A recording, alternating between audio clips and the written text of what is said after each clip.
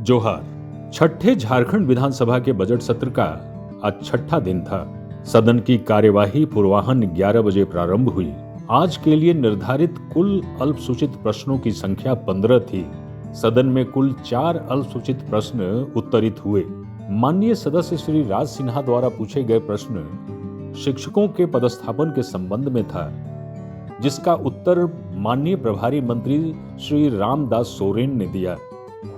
माननीय सदस्य श्री राज सिन्हा जी, मेरा जो प्रश्न है, क्या यह बात सही है कि राज्य गठन के बाद प्राथमिक, मध्य और माध्यमिक विद्यालयों के संसाधन युक्त होने के बावजूद 8,353 स्कूल वैसे हैं जहां एक एक शिक्षक के भरोसे विद्यालय संचालित है? अध्यक्ष महोदय, हम एक अभियान चलाते हैं महोदय, जिसमें शिक्षक और छात्रों सभी मिल करके हम गांव में जाते हैं और गांव के जिन बच्चों अब्सेंट करते हैं वैसे परिवार के अभिभावक के घर में जाते हैं और वह उनको उनके भावुक अभिभावक के साथ बात करके उन बच्चे को स्कूल भेजने के लिए हम प्रेरित करते हैं, जिसके लिए हम शिक्षक को वहाँ से दूसरे तरह हम पदोन्नति हस्तांतरित नहीं कर रहे हैं महोदय।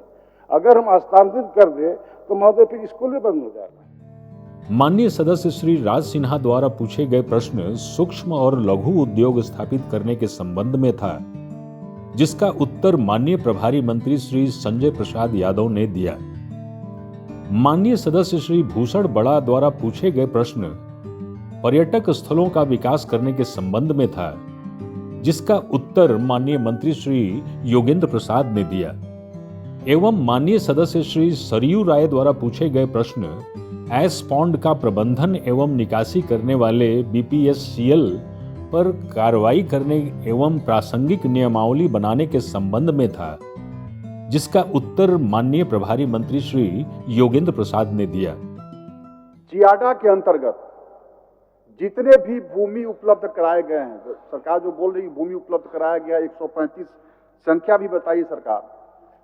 भूमि उपलब्ध कराया गया अध्यक्ष महोदय, यह सरकार में यही जानना चाहते हैं अध्यक्ष महोदय कि क्या यह 135 लोगों को जो भूमि उपलब्ध कराई गई है उसमें कितने उद्योग, लघु और सूक्ष्म उद्योग कितने चल रहे हैं? अध्यक्ष महोदय, सरकार गंभीर है महोदय, और सरकार सिर्फ धनबाद में ही नहीं महोदय, पूरे राज्य में छोटे छोटे उद्योग कर्मियों को भी बढ़ावा देगी महोदय। माननीय मुख्यमंत्री जी भी इस पे गंभीर है महोदय, और हम लोग इस पर काम करेंगे महोदय। मंत्री जी से जानना चाहूँगा, सरकार से जानना चाहूँगा महोदय कि खंड 4 पर जानना चाहता हूँ कि पर्यटन स्थलों का श्रेणी का जो ABCD श्रेणी में लाया है महोदय, क्या सरकार ने जब रमरेखा धाम को A श्रेणी, केला घाट को B श्रेणी का पर्यटन स्थल कब घोषित किया महोदय? साथ में मैं ये जानना चाहता हूं कि क्या पायदान है ABCD पर्यटन स्थल घोषित करने का? जिज्ञासा है कि कब बना है पॉलिसी। विभागीय अधिसूचना संख्या 5 दिनांक 27/4/2016 को बना है महोदय। पर्यटक स्थल को विकसित करने के जो सर्कुलर बना है महोदय, और 18 करोड़ रुपया राशि केंद्र सरकार को अनुरोध किया गया है। निर्गत DPR तैयार है महोदय। निदेशक पर्यटन निदेशालय भी तैयार है महोदय। हम जिन विषयों को लेकर के, जिन पर्यटक स्थलों को लेकर के माननीय सदस्य चिंतित हैं, अति शीघ्र उस पर हम लोग काम करने का काम करेंगे महोदय। मैंने पूछा है BPCL के बारे में कि ये फ्लाई ऐश निकासी का जो केंद्र सरकार का नियम है उसको नहीं मानता है। सभी 6 ऐश पॉन्ड उसके भर गए हैं। सरकार ने इसका उत्तर नहीं दिया है। BPCL का जो फ्लाई ऐश का जो टैंक है वो भर गया है महोदय, और भरने के पश्चात वो गरगा नदी को प्रदूषित कर रहा है महोदय। इसी पर माननीय सदस्य का क्वेश्चन है। BPCL के ऊपर में 73,32,031 रुपया का प्रदूषण करने के एवज में जांच में दोषी पाया गया, उस पर कार्रवाई भी हुआ, उसके ऊपर फाइन भी किया गया महोदय। कुल 61 तारांकित प्रश्नों में से कुल 4 का उत्तर सदन में उत्तरित हुए, जिसे संबंधित विभाग के माननीय प्रभारी मंत्री एवं माननीय मंत्रियों ने दिया। शून्यकाल के दौरान कुल 25 स्वीकृत शून्यकाल की सूचनाओं को पढ़ा गया। अब शून्यकाल की सूचना माननीय सदस्य श्री मंगल कालिंदी जी। क्योंकि कस्तूरबा गांधी बालिका आवासीय विद्यालय सुंदरनगर जमशेदपुर में सीटों की संख्या कम होने के कारण वहां भी बच्चियां दाखिला लेने से वंचित रह जाते हैं, जिस कारण बच्चियों का पठन पाठन अधूरे में ही छूट जाती है। अंत में आसन के माध्यम से उल्लेखित विद्यालय का निर्माण कार्य शुरू कराने हेतु सरकार से मांग करता हूं। अतः आसन के माध्यम से सरकार से मेरा मांग है कि उक्त अति महत्वपूर्ण योजना को अविलंब चालू करने के लिए लोगों को जलापूर्ति सुनिश्चित करने का प्रयास किया जाए। अतः मैं आपके माध्यम से सरकार से मांग करता हूं कि गर्मी आने से पूर्व गुमला शहर की जलापूर्ति योजना अविलंब शुरू कराई जाए। अतः नगर उटारी के नवनिर्मित कारा को अविलंब चालू कराते हुए जिला कारागार गढ़वा में बंद क्षमता से अधिक कैदियों को स्थानांतरित कराने की मांग सदन के माध्यम से और सरकार से करता हूं। अतः मैं आपके माध्यम से सरकार से मांग करता हूं कि धनबाद जिला में स्वास्थ्य विभाग में कोविड-19 के दौरान विभिन्न संस्थानों प्रतिष्ठानों द्वारा आपूर्ति की गई सामग्रियों एवं लंबित बकाया राशि का भुगतान जल्द कराया जाए। ग्रामीणों एवं छात्र छात्राओं को आवागमन की सुविधा उपलब्ध कराने हेतु वर्णित पथ का जनहित में जल्द से जल्द निर्माण कराने की मांग मैं सरकार से करती हूँ। सदन के माध्यम से अध्यक्ष महोदय मांग करता हूँ, राज्य भर के 35,000 वकीलों के कल्याण हेतु सामाजिक सुरक्षा के अंतर्गत एडवोकेट प्रोटेक्शन एक्ट सहित जीवन बीमा, हेल्थ बीमा, एक्सीडेंटल बीमा इत्यादि का उपलब्ध करते हुए राज्य भर के बार एसोसिएशन परिसर में उपरोक्त सुविधाओं को बहाल करा जाए। कई ऐसी महिलाओं का समूह जिन्हें हम संयोजिका, रसोईया कहें, जल सहिया कहें, सेविका कहें, सहायिका कहें, लगातार आंदोलनरत हैं। अतः मैं अध्यक्ष महोदय आपके माध्यम से सरकार से ये मांग करता हूं कि जो रसोईया, जल सहिया, सेविका, सहायिका, उन्हें न्यूनतम वेतनमान की गारंटी का प्रावधान हो।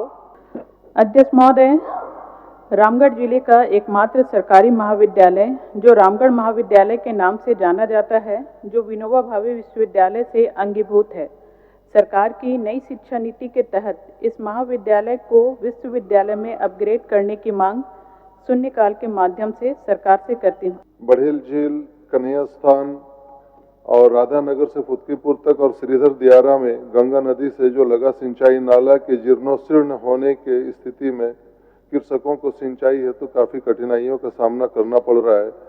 जनहित के मद्देनजर अविलंब इसका जीर्णोद्धार किया जाए। ध्यानाकर्षण प्रस्ताव की कुल 23 सूचनाओं में से कुल 4 सदन में पढ़े गए। माननीय सदस्य श्री राज सिन्हा के प्रस्ताव पर सरकार की ओर से माननीय प्रभारी मंत्री योगेंद्र प्रसाद ने वक्तव्य दिया। माननीय सदस्य श्री अरूप चटर्जी के प्रस्ताव पर सरकार की ओर से माननीय प्रभारी मंत्री श्री दीपक बिरुआ ने वक्तव्य दिया।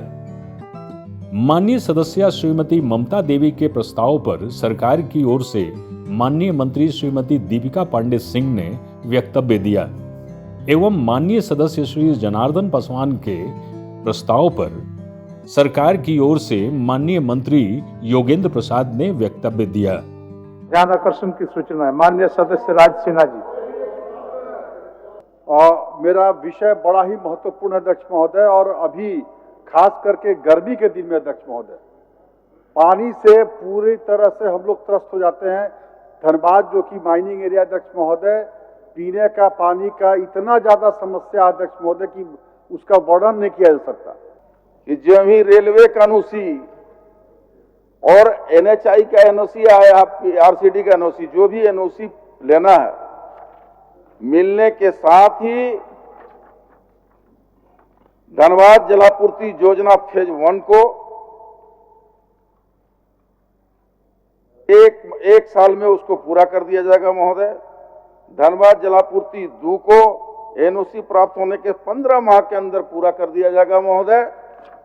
ट्रक, बस, ऑटो, टोटो, बस, कॉमर्शियल व्हीकल है, प्राइवेट व्हीकल्स है, इन तमाम जो ड्राइवर, खलासी, ऑपरेटर्स वगैरह सब हैं, क्या झारखंड में भी इसी तर्ज पर हम लोगों के झारखंड गजट अध्यादेश लाकर झारखंड में कल्याण योजना लागू करेगी इनके लिए?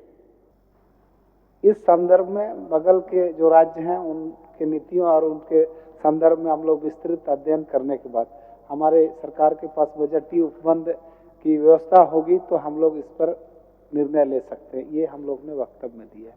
और जो भी इनके पेपर के वर्क होते हैं या इनको वोट्स भी देना पड़ता है या जो भी कार्य क्षेत्र इनका है वो रामगढ़ अंतर्गत ही आता है, लेकिन जब जमीन स्तर के जो कार्य किए जाते हैं, जमीन का जो वर्क होता है मॉडल, तो इनको अंचल पतरातू ही जाना पड़ता है, जो कि काफ़ी परेशानी हो रही है। और ज़रूर परेशानी हो रही है, हालांकि ये सवाल मेरे विभाग से संबंधित नहीं है, फिर भी हम लोगों ने संबंधित विभाग से जवाब लिया है और माननीय सदस्य को उपलब्ध कराया है।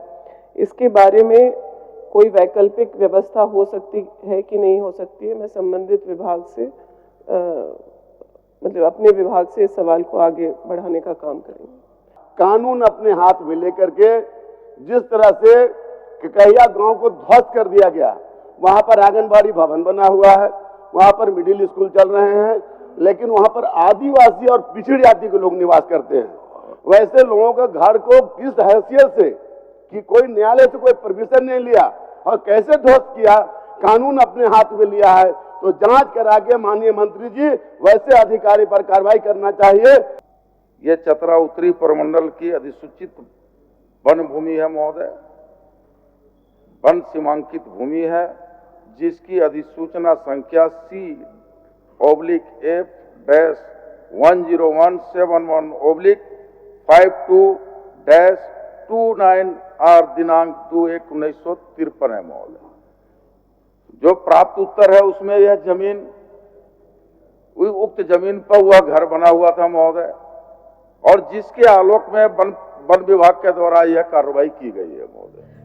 अंतराल के बाद वित्तीय वर्ष 2025-26 के आय व्यय पर चर्चा हुई।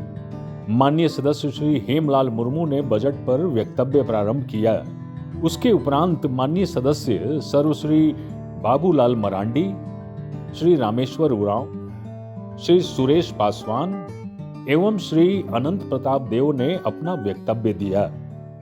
लोक कल्याणकारी बजट के लिए माननीय मुख्यमंत्री जी, वित्त मंत्री जी एवं सदन का आभार करते हुए अपनी वाणी को समाप्त करते हुए सरकार की तरक्की, राज्य के विकास एवं खुशहाली के लिए, और जब बजट में सरकार उत्तर देंगे वित्त मंत्री जी, तो मैं जरूर कहूंगा कि आप बताना कि आप रिसोर्स यानी पैसे को कहां से इकट्ठा करेंगे।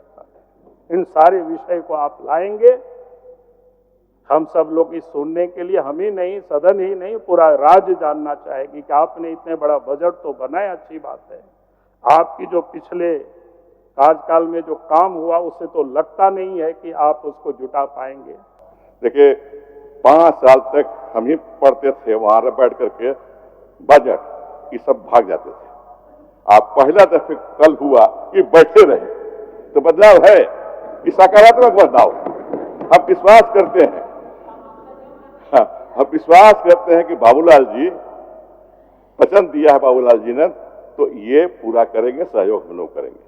सारे लोगों को चारों तरफ चित कर दिया, लेकिन कोई सका नहीं।